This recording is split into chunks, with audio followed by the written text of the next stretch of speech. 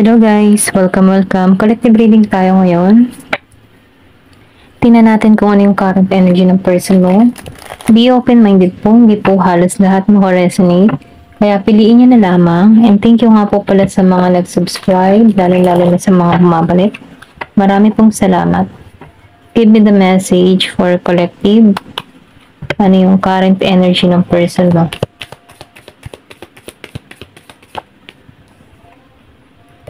Meron ditong Page of Wands. Give me the message for collective. Ano yung current energy ng person mo?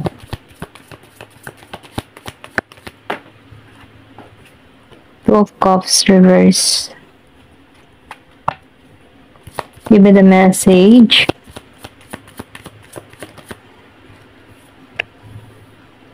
Two of Swords. Give me the message. Anong current energy ng person mo? Excuse me po. Nakikita ko dito ang Virgo, Capricorn, Taurus, Aries, Leo, Sagittarius, Scorpio, Cancer, and Pisces. So nakikita ko dito, no? Yung iba sa inyo hindi pa nag-uusap, wala pang paramdam, hindi pa to nagpaparamdam sa'yo. Yung iba naman sa inyo, yung person mo dito, medyo mabagal. Okay? Kung iniintay mo to, medyo mabagal. At yung iba naman, kung iniintay mo to, no, wala pa tong ginagawang pagkilos dito, wala pa tong action. Kumbaga itong tao mo, nakatuon siya sa kanyang kabuhayan. Okay?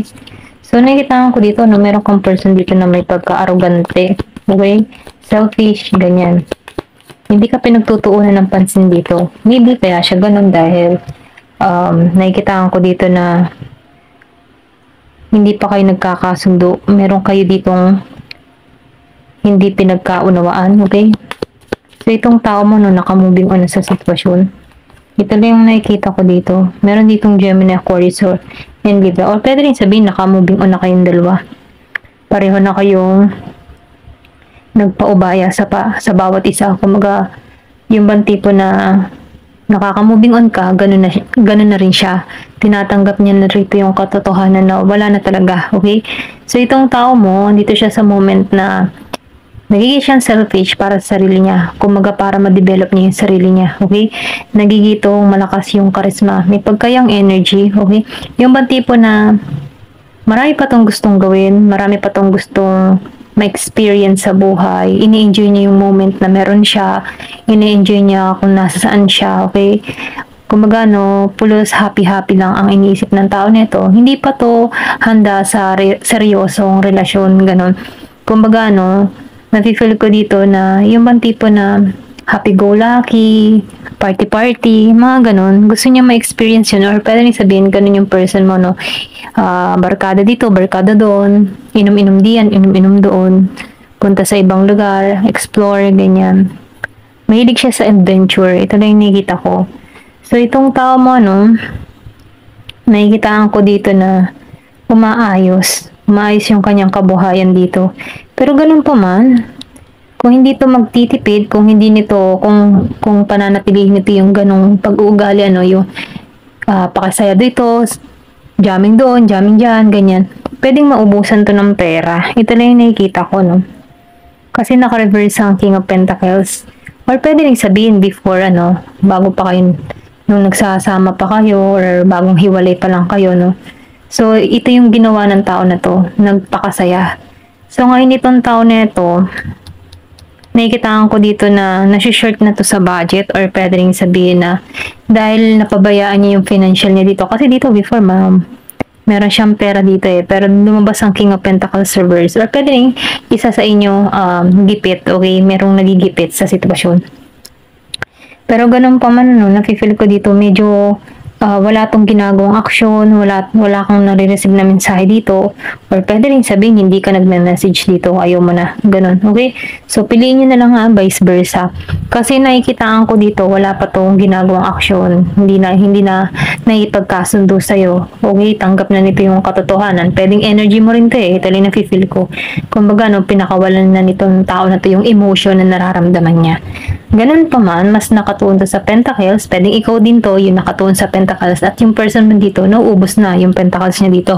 Kumbaga, dahil itong person mo mahilig sa liwaliw, enjoy dito, enjoy doon, okay, barkada dito, barkada diyan, or pwede rin sabihin meron pa itong pinagkakagastusan na ibang tao, pwedeng babae, ganyan, bisyo niya, nauubos, okay, may nauubos dito. Give me the message. Ano pa yung mensahe? Kumbaga itong tao nito nakakaranas ng kagipitan, okay? Kung before, masinop siya sa pera, pero nakikita ko dito, lumabas tong King of Wands and King of Pentacles reverse. So itong tao na to, nafe-feel ko dito na hindi to stable, nagigitong mainitin ng ulo, arrogante, okay? Kasi meron nauubusan dito. Hindi mo kasalanan to, ano? So sa kanya to, ito lang yung nakikita ko. So lumabas pa ang Nine of Pentacles reverse. Talagang yung kanyang mga pinaghirapan, nauubos na ng unti-unti. Kumbaga, paunti-unti naman, hindi naman biglaan, ano. Kumbaga, paunti-unti na siyang nasasay dito, or pwede rin sabihin, paunti-unti niya napapabayaan yung business niya, kung may business man to, no. Or kung may babae man ito, or may lalaki man ito, paunti-unti na hinuhut-hutan siya dito. Ito lang yung nakikita ko, no. Give the message, yun na pa yung mensahe. Kung meron kang person dito na may ganung bisyo, no, babaero, lalakero, so, nauubos na ang kanyang pera dito. Give me the message. So, nakikita ko dito, no, wala ka ng pagmamahal dito, okay? Kumbaga, ayaw mo na. So, ikaw, nafe-feel ko dito na mas pinubuo mo yung sarili mo, okay? Kumbaga, andun ka sa moment na stable ka sa feelings mo, stable ka sa mga, yung bang emotion mo, okay? Na, kumbaga, kung nakompleto mo, nafe-feel ko dito na ikaw yung tipo ng tao na independent, ini-enjoy mo kung ano yung meron ka dito. Ito lang yung nakikita ko. Kumbaga yung cups na dapat ay ibibigay mo sa person mo ay hindi mo na ginawa, okay? Yung pagmamahal mo na dapat ibubuno mo dito sa tao mo. Ginawa mo, binuno mo sa sarili mo, pinuno mo yung sarili mo, okay? Dun mo na pinagtuunan ng pansin. So ikaw, nafe-feel ko dito na stable ka, lalo na sa emotion mo. Wala kang isipin na nararamdaman, kumbaga hindi ka nag-iisip ng negatibo kasi ayos yung buhay mo. Ito na yung nakikita ko.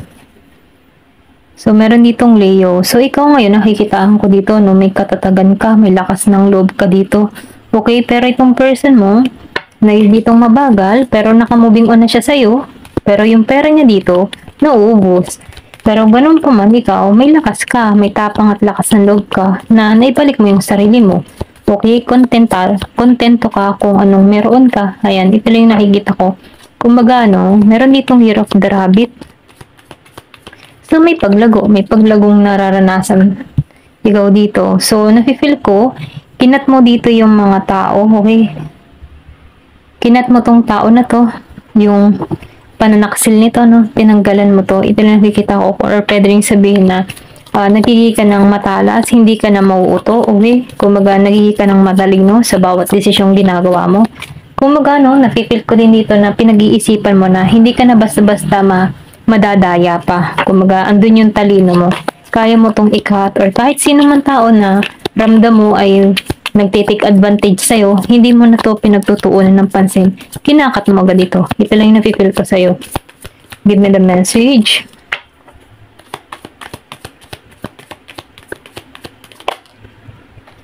So, Four of Cups. So, ikaw ngayon, nakikitaan ko dito na yung effort or yung iyong pagmamahal ay ibibigay mo lamang sa karapat-dapat. Ito lang nakikita ko.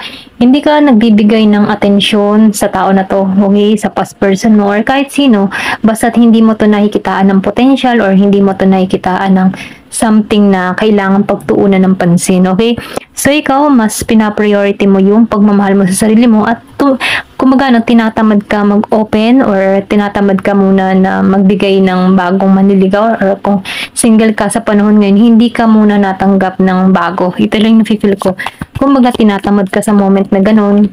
Nafe-feel ko mas nakatuon ka sa sarili mo, nagiging madamot ka sa atensyon, okay? Or kahit sa iba, no? Yung mga minsan pagiging madamot, ano, hindi ka nagbibigay ng care sa iba kung hindi mo to nakikitaan ng yung bang tipo na o hindi mo ito nakikitaan ng positivity, okay? So, nafe-feel ko dito, tinatamad ka eh. Ito lang nakikita ko, tinatamad ka basta ayaw mo magbigay kahit kanino muna. Kumbaga, nagiging ka munang makasarili para sa sarili mo. Kumbaga, yung pagiging mo makasarili, hindi naman masama yun. Kumbaga, pinagtutuunan mo lang ng pansin ng sarili mo. Kasi, naibigay mo na yung cups mo before. So, ikaw ngayon, mas pinupuno mo yung cups mo para sa sarili mo. Ito lang yung nakikita ko. Give me the message.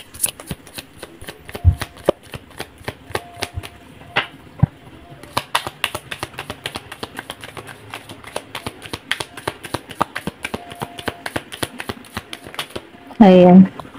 Meron dito na 10 of wands. Kasi nakikitaan ko dito, nagsusumikap ka eh. So, ikaw, nagiging kang balanse, lalo-lalo na sa financial mo. And then, nafe-feel ko dito, no, ikaw ngayon ay marami kang responsibilidad bilang, ay kung ikaw ay isang magulang, ano, or single mother, single father, mas nakatuon ka ngayon sa responsibilidad mo bilang isang ama't or ina. Kumbaga, doon ka nakatuon sa pagmamahal sa mga anak mo or kahit sa magulang mo, ano, doon ka nakatuon. Ito lang nakikita ko. Kumbaga, yung lakas ng yung iyong lakas ng katawan, ano, doon mo tinutuon. Ayaw mong masayang yung energy mo sa mga tao na toxic. Ito lang nafe-feel ko sa'yo. Kasi balance ka eh. Kaya mong balansehin yung sarili mo. Kumbaga, nagiging ka nga dito na kung sino yung magbibigay sa'yo ng pagmamahal, ay yun lang din ang susuklian mo ng pagmamahal. Kung sino lang yung mag-care sa'yo, ganun din. Kumbaga, no, depende sa tao kung ano yung ikaharap ng ugali mo. Ganun yung energy mo. Ay, ito rin nafe-feel ko ha. Kumbaga, once na masama yung tao, di masama din yung ipakikita mo. Once na mabuti yung isang tao, di mabuti din yung pakikita mo. Depende kung saan lulugar ang isang tao, ganun mo din ilulugar yung sarili mo. Ito lang yung nakikita ko, no. Depende sa kaharap mo. Ganun ka. Ayan. Tingnan natin kung ano yung mensahe sa'yo. Dito tayo sa Yin and Yang Oracle card.